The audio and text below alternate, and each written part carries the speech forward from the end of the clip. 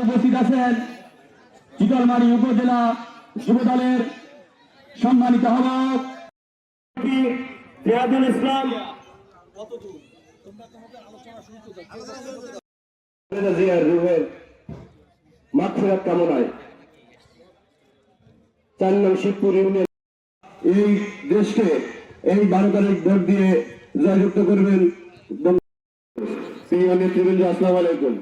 আপনারা জানেন আবশ্যক নেত্রী দেশের জন্য লড়াই করেছেন, লড়াই করে এই দেশকে একটি সুন্দর ও গণতন্ত্রের দেশ হিসেবে গঠিত, যিনি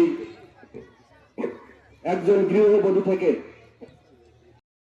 জিয়ার রুহের মাগফিরাত কামনায় দোয়া এবং প্রার্থনা করতে চাই যে আমাদের প্রাণের থেকে প্রিয় নেত্রী বেগম খালেদা জিয়া যেন জান্নাতবাসী হয়, স্বর্গবাসী হয়।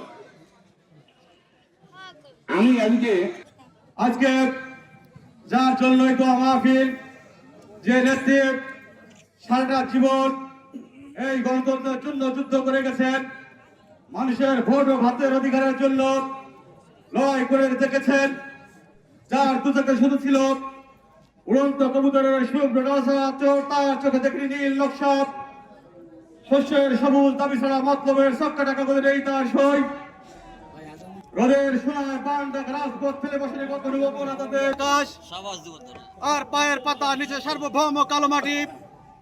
এই নিয়ে যাওয়ার স্বপ্ন, এই নিয়ে যাওয়ার আশা, সে আমাদের দেশনেত্রী বেগম খালেদা জিয়া।